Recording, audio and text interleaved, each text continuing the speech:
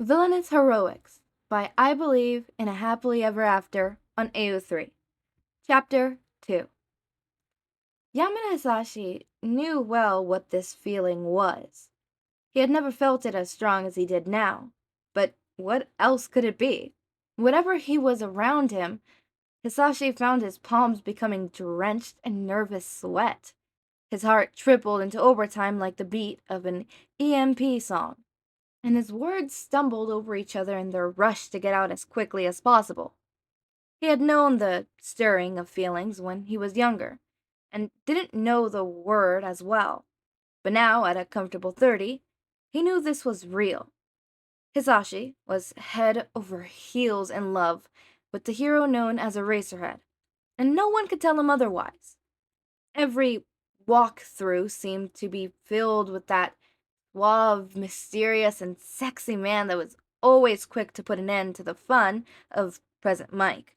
It was like Hisashi could think of nothing else these days. Oi, Yamada! Get your head out of the clouds and go be cashier.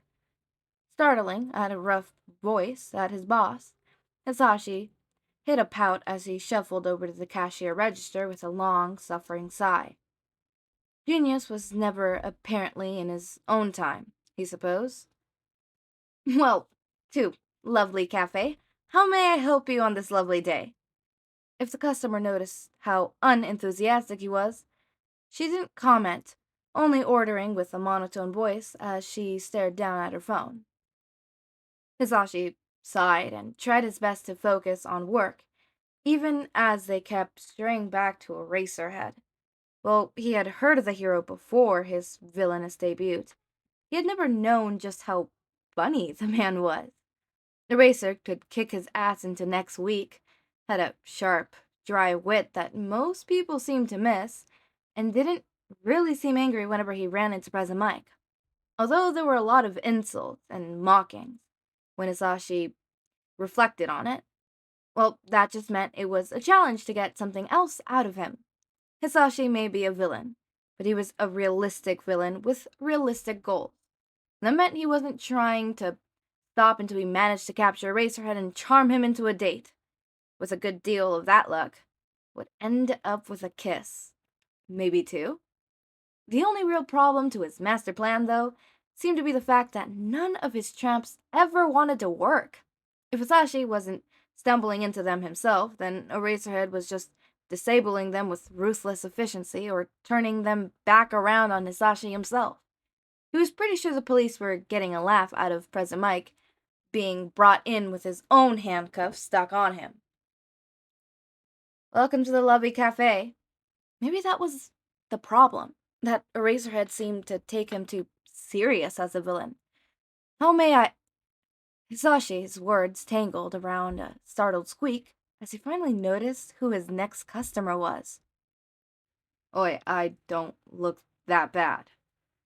The words were light and amused more than anything, but Hisashi couldn't even respond because Eraserhead was standing right in front of him. What was the statistical probability of Eraserhead coming to the coffee shop he worked at? Low.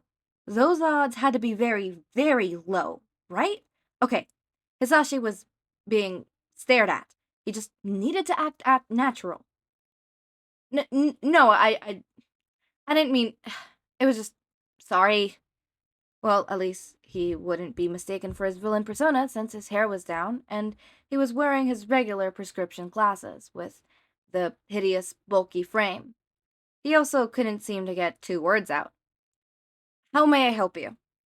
The man's eyes trailed to the board behind him, and Hisashi couldn't stop a wince at how sleep-deprived he looked.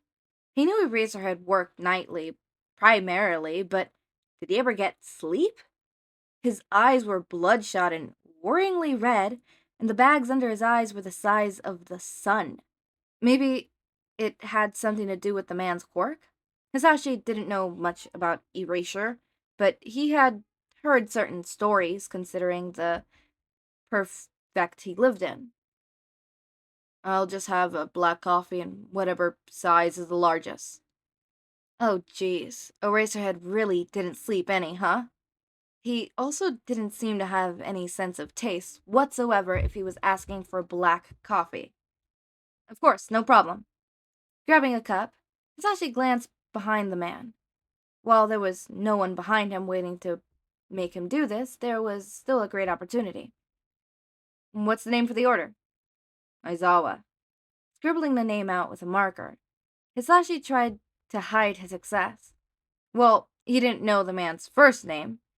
Now he knew that Eraserhead's name was Aizawa. It was a good name, given his name was also proof that he didn't know who Hisashi really was. Can I add espresso shots? Oh, yeah, definitely. Really? Hisashi supposed that was unsurprising. The man looked like the Walking Dead. Hisashi hoped that the other would be able to take a nap soon. How many? 6. Eraser. Aizawa looked him dead in the eyes and didn't even blink at Hisashi's expression, which was pure and utter terror. 6. You do know. I know. Right. Okay, sure. Of course, sir. I'll get right on that. While Hisashi would have been delighted to use this opportunity to get more information out of the man, he waited until next time they met as hero and villain. Right now, he was a poor barista who was behind on his rent, and Aizawa was a sleep-deprived man who had ordered 6 shots of espresso in his black coffee. Hisashi was only mortal. A few nights later proved to be his next fatal run in with what would one day be his star-crossed lover. Hisashi had done his research this time, though, and had been ready for every possibility, except for the manufacture of his latest trap to be a pile of shit. Caught up in Eraserhead's scarf and thoroughly unable to move, Hisashi tried not to thank the man for punching him. He at least took some solace in the fact that his brain-to-mouth filter wasn't completely broken. He also had some solace in the fact that before Eraserhead had shown up, he had dealt with a couple of gang members that were known for beating up teenagers who wouldn't join them. You're a horrible villain. The two face to face, and Eraser looked honestly flustered, trying to catch his breath as he pushed his goggles up to rest on his forehead. Hisashi supposed he had put up a bit of a fight this time, where he was still high off on adrenaline from his first fight, and the fact Eraserhead had joined him when the gang had started getting a little too pissed. Does that make me a good hero? The question slipped out before he could stop it, and he almost wished he could take it back as soon as it was out. Almost. He was too curious as to how the man would respond to really want to take it back. No, it makes you a nuisance. Ah, well, Hisashi could at least say he was expecting something like that. Of course he was. Him, a hero? It was the funniest joke he had ever heard. Part of him had never quite let go of that dream, though. Felt utterly crushed. He quickly hid with a wide smile. Ouch, you wound me, Eraser. It hurt. Reminders like that always hurt. But, well, the show must go on. I wish. Eraser murmured, kicking at Hisashi's heels to get him moving. Hisashi dodged the kick as he started walking, frowning at the man as he did so. Hey! These are some high-end class leather boots, you know?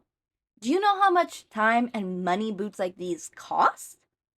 Dodging another kick, Hisashi decided that for as in love as he was, Eraserhead was still a little shit.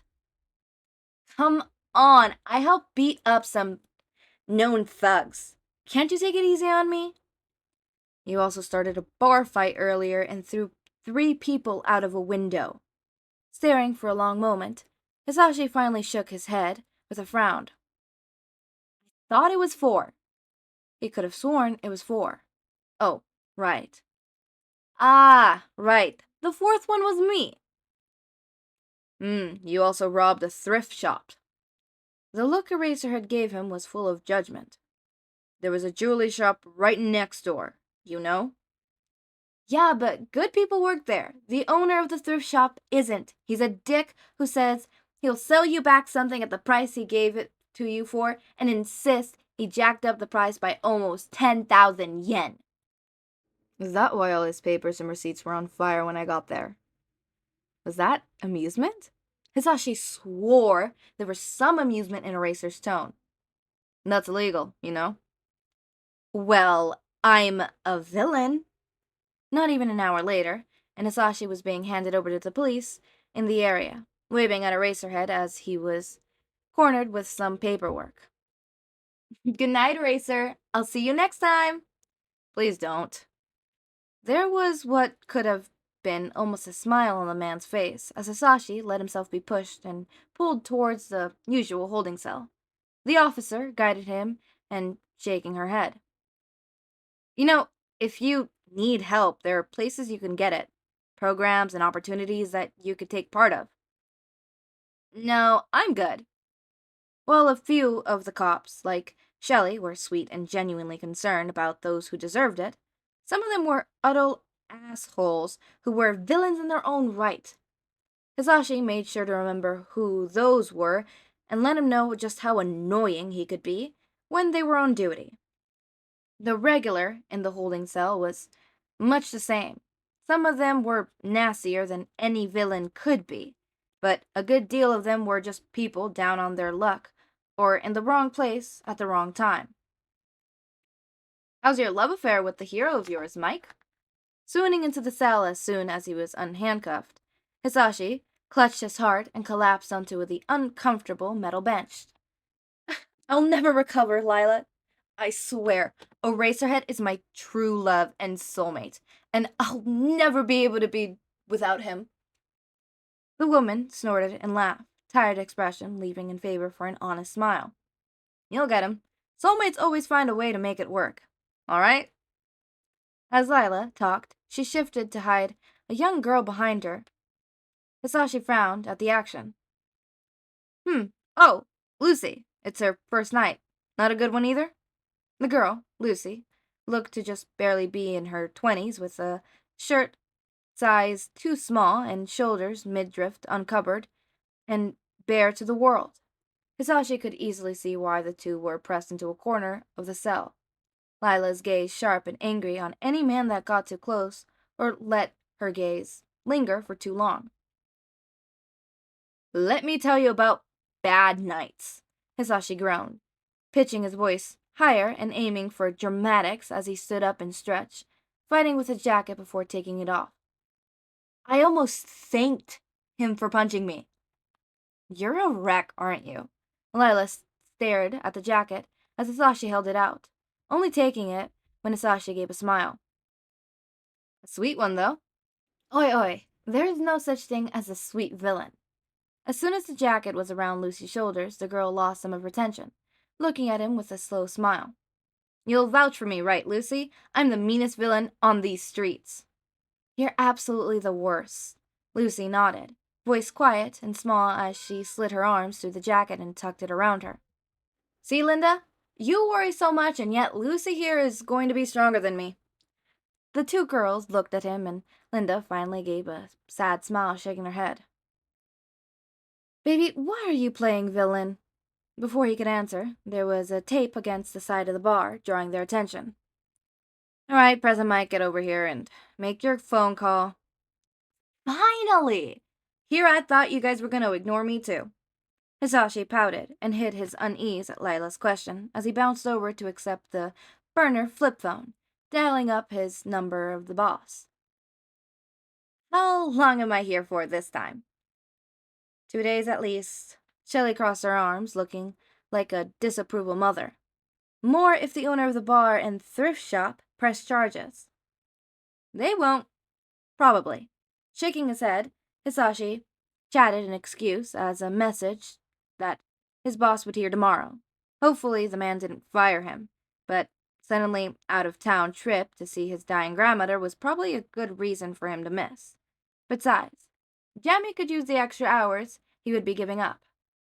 2 days would at least give him enough time to think over this latest run-in with Eraser, and the words that were now stuck running through his head. You're a horrible villain. Baby, what are you doing playing villain? such a villainous quirk. Who would ever make you a hero? Ah, well. He was doing this for more reasons than just playing villain. Besides, if he had to be a villain, the least he could do was have a little fun with it. Hisashi, point of view, I love that so much. Clearly we see that Hisashi has a job that he doesn't very much care for. Also, coffee shop. They saw each other at a coffee shop. Are we gonna see more coffee shop? Coffee shop AU? Question mark? Coffee shop AU. I'm just saying. If I get a villain X hero coffee shop AU, I could die peacefully. I could cross that out of my bingo card and perish right away. I don't know. I like mixing up tropes together, especially when like they're two different things, like villain X hero with coffee shop.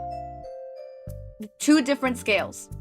We got angsty star-crossed lovers and fluff. Fluff. That you know, fluff. The fluffity fluff with angsty star-crossed lovers, enemies to lovers. You know, mash them together. What do we get? Perfection. Exactly. We also get to see a little bit more of why Hisashi became a villain. Very much, I think, what I think happened is he was trying to be a hero and something happened.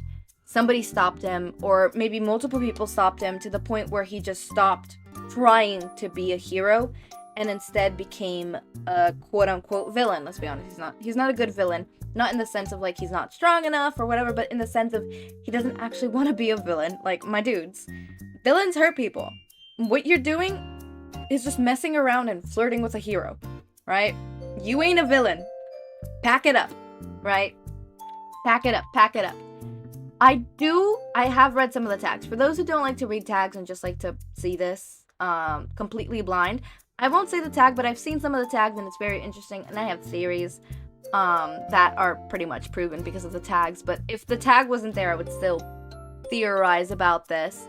But yeah, it's very interesting, very nice, and this actually is kind of reminiscent of a fanfic I recently read, which was Vigilante Mike X, obviously hero Aizawa, which was very interesting because technically speaking, Hisashi wasn't a villain. He was a genuinely good person, just he didn't have a hero license and was still trying to save people and use his quirk and stuff. And it was very interesting and very nice. Sorry if you're hearing the Discord notifications. People are texting me right now because apparently I have friends. That was too real. I should cut that out. I'm not gonna cut that out. But as always, my raindrops, make sure to eat, sleep, drink water, take your meds. Have a wonderful day or night. Join our community Discord server. Link is in the description. Subscribe to see more of my content. And thank you so much for watching.